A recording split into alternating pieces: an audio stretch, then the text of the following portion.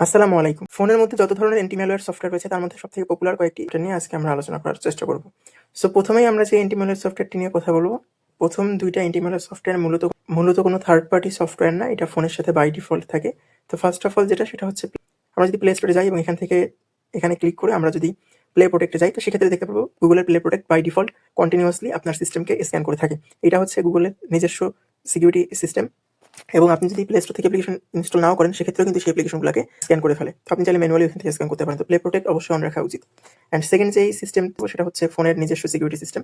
অবশ্যই আপনার ফোনে দেখা যাবে যে প্রত্যেকের নিজস্ব যেই আপনার ইউআই, যে অপারেটিং সিস্টেম, সেই অপারেটিং সিস্টেমের নিজস্ব একটা সিকিউরিটি সিস্টেম ম্যাক্সিমাম ক্ষেত্রেই ডেভেলপ করা থাকে। তো আপনি আপনার ফোনের বাই ডিফল্টটা ইউজ করবেন। এরপরেও যদি আপনার মনে হয় যে না, আপনার সিস্টেমটা ম্যালওয়্যার ইনফেক্টেড, কোন ধরনের অ্যান্টি-ম্যালওয়্যার ইউজ করবেন বা কোন অ্যান্টি-ম্যালওয়্যার ইউজ করবেন সেটাই। যে অ্যান্টি-ম্যালওয়্যারটা ইউজ করব সেটা হচ্ছে অ্যাভাস্ট, এভিরা এবং নর্টন। এই ৩টা বর্তমানে একই কোম্পানি, প্যারেন্ট কোম্পানি দ্বারা নিয়ন্ত্রিত হয়। তো আমি জাস্ট এখানে সার্চ দিব অ্যাভাস্ট অ্যান্ড দেন ইনস্টল করব। তো আমার অলরেডি ইনস্টল করা আছে, আমি জাস্ট ওপেন করলাম।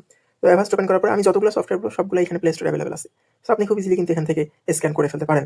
এবং ২ নাম্বার যে সফটওয়্যারটার কথা বলবো সেটা হচ্ছে বিট ডিফেন্ডার। তো আমি অলরেডি বিট ডিফেন্ডার ইনস্টল করে ফেলছি। আমি জাস্ট যদি এখান থেকে ওপেন করি, সেক্ষেত্রে কিন্তু দেখতে পারবেন যে বিট ডিফেন্ডার ইউজ করতে পারি। ৩ নাম্বার যে সফটওয়্যারটা আমরা কথা বলবো সেটা হচ্ছে এভিরা।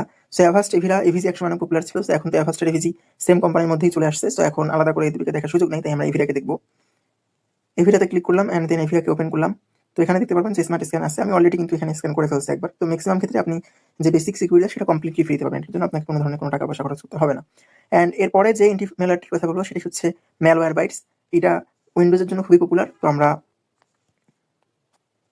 ফোনের জন্য ইউজ করতে পারি। ম্যালওয়্যার বাইটসও কিন্তু যথেষ্ট পপুলার একটা অ্যান্টি-ম্যালওয়্যার সিস্টেম। এবং সবথেকে উপরে আমি যেই অ্যাপ্লিকেশনটিকে রেখেছি সেটি হচ্ছে ডক্টর ওয়েব। তো ডক্টর ওয়েবের লাইট ভার্সনটা এখন ইউজ করতেছি। আপনি চাইলে সম্ভবত তাদের পেইডটা ইউজ করতে পারবেন। তো আমি জাস্ট এটাকে ওপেন করলাম। ডক্টর ওয়েবের মেইন যে ফিচার সেটা হচ্ছে যে আপনি এখানে কমপ্লিটলি ফুল সিস্টেমকে স্ক্যান করতে পারবেন। আমি আমার পুরো সিস্টেমকে স্ক্যান করে ফেলছি। সো আপনি যদি চান যে আপনি প্রত্যেকটা ডিরেক্টরিকে স্ক্যান করবেন, সেক্ষেত্রে কিন্তু আপনি এটা ইউজ করতে পারেন। নট অনলি দ্যাট, আপনি এই অ্যান্টি-ম্যালওয়্যার সফটওয়্যারটিতে যেটা পেয়ে যাবেন সেটা হচ্ছে যে আপনি কাস্টম স্ক্যান কিন্তু করতে পারবেন। যে আপনি কাস্টম কিছু সিলেক্টেড ফাইলস দিতে পারেন, অর্থাৎ আপনি আপনার ডিরেক্টরিগুলো সিলেক্ট করতে পারেন এবং সেগুলো আপনি স্ক্যান করতে পারেন। সো আমার মনে হয় যে এখানে পপুলার ৫ টা অ্যান্টি-ম্যালওয়্যার সফটওয়্যার আমি তুলে ধরেছি, যেগুলোর রেটিংস অনেক ভালো এবং যেগুলো উইন্ডোজ বা অন্যান্য অপারেটিং সিস্টেমে যথেষ্ট পপুলার এবং সবথেকে বড় কথা তাদের বেসিক ফিচার কমপ্লিটলি ফ্রি। এর বাইরেও একটি অ্যান্টি-ম্যালওয়্যারকে আমি খুব মিস করি, সেটা হচ্ছে ক্যাসপার স্কাই।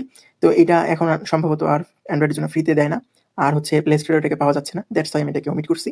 সো আপনি যদি আরো কোনো অ্যান্টি-ম্যালওয়্যার সম্পর্কে জানতে চান, দেন অবশ্যই কমেন্ট বক্সে কমেন্ট করবেন। Thanks for watching this video.